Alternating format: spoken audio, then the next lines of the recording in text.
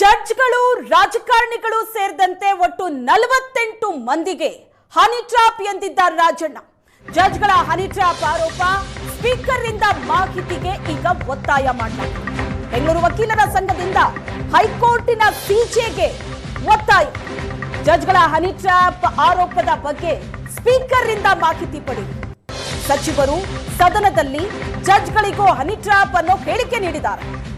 ನಿನ್ನೆ ನಡೆದ ಬೆಂಗಳೂರು ವಕೀಲರ ಸಂಘದ ಸಭೆಯಲ್ಲಿ ನಿರ್ಣಯವನ್ನ ತೆಗೆದುಕೊಳ್ಳಲಾಗಿದೆ. ಜಡ್ಜ್ಗಳ ಹನಿ ಟ್ರ್ಯಾಪ್ ಆರೋಪದ ಬಗ್ಗೆ ಸ್ಪೀಕರ್ ರಿಂದ ಮಾಹಿತಿ ಪಡೆಯೋದಕ್ಕೆ ಒತ್ತಾಯ ಮಾಡಲಾಗಿದೆ. ಸಚಿವರು ಸದನದಲ್ಲಿ ಜಡ್ಜ್ಗಳಿಗೂ ಕೂಡ ಹನಿ ಟ್ರ್ಯಾಪ್ ಅನ್ನೋ ಹೇಳಿಕೆ ನೀಡಿದರು.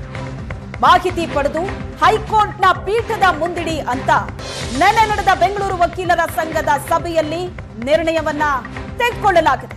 ಜಡ್ಜ್ಗಳ ಮೇಲೂ ಹನಿ ಟ್ರ್ಯಾಪ್ ಅನ್ನೋ ವಿಷಯದ ಬಗ್ಗೆ ಆತಂಕದ ವಿಚಾರ ಇದು ಅಂತ ಸಂಘ ಹೇಳಿದೆ. ಹೈಕೋರ್ಟ್ನ ಮುಖ್ಯ ನ್ಯಾಯಮೂರ್ತಿಗಳಿಗೆ ಮನವಿ ಮಾಡಿದೆ ವಕೀಲರ ಸಂಘ. ಬೆಂಗಳೂರು ವಕೀಲರ ಸಂಘದ ಸಭೆಯಲ್ಲಿ ನಿನ್ನೆ ನಡೆಯಿತು ಸಭೆ. ಆ ಸಭೆಯಲ್ಲಿ ತೆಗೆದುಕೊಂಡಂತ ನಿರ್ಣಯ ಜಡ್ಜ್ಗಳ ಹನಿ ಟ್ರ್ಯಾಪ್ ಆಗಿದೆ ಅನ್ನೋ ಆರೋಪ ಏನ್ ಮಾಡಿದ್ರು, ಇದರ ಬಗ್ಗೆ ಸ್ಪೀಕರ್ ರಿಂದ ಮಾಹಿತಿ ಪಡೆಯೋದಕ್ಕೆ ಒತ್ತಾಯ ಮಾಡಲಾಗಿದೆ. ಮಾಹಿತಿ ಪಡೆದು ಹೈಕೋರ್ಟ್ ನ ಪೀಠದ ಮುಂದಿಡಿ ಅಂತ ನಿರ್ಣಯಕ್ಕೆ ಬರಲಾಗಿದೆ. ಈ ಸಭೆಯಲ್ಲಿ ಜಡ್ಜ್ಗಳ ಮೇಲೂ ಹನಿ ಟ್ರ್ಯಾಪ್ ಅನ್ನೋದು ಬಹಳ ಆತಂಕದ ವಿಷಯ ಅಂತ ಹೇಳಿದೆ ವಕೀಲರ ಸಂಘ. ಜಡ್ಜ್ಗಳು ರಾಜಕಾರಣಿಗಳು ಸೇರಿದಂತೆ 48 ಮಂದಿಗೆ ಹನಿ ಟ್ರ್ಯಾಪ್ ಅಂತ ಹೇಳಿದ್ರು KN ರಾಜಣ್ಣ. ಜಡ್ಜ್ಗಳ ಮೇಲೂ ಕೂಡ ಹನಿ ಟ್ರ್ಯಾಪ್ ಆರೋಪ ಬಹಳ ಗಂಭೀರವಾದಂತ ಆರೋಪ ಇದೆ. ಸ್ಪೀಕರ್ ರಿಂದ ಇದರ ಬಗ್ಗೆ ಮಾಹಿತಿ ಪಡೆಯಿರಿ. ಮಾಹಿತಿ ಪಡೆದು ಹೈಕೋರ್ಟಿನ ಪೀಠದ ಮುಂದಿಡಿ ಅನ್ನೋ ನಿರ್ಣಯಕ್ಕೆ ವಕೀಲರ ಸಂಘ ಬಂದಿದೆ.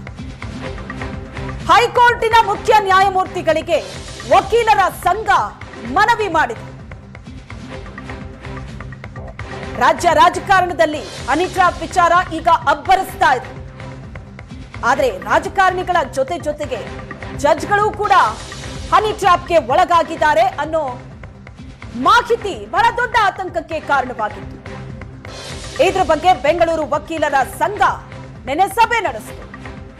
ಸಭೆಯಲ್ಲಿ ನಿರ್ಣಯವನ್ನ ತೆಗೆದುಕೊಳ್ಳಲಾಗಿದೆ. ಈ ಆರೋಪದ ಬಗ್ಗೆ ಸ್ಪೀಕರ್ ರಿಂದ ಮಾಹಿತಿ ಪಡೆಯೋದಕ್ಕೆ ಒತ್ತಾಯಿಸಲಾಗಿದೆ.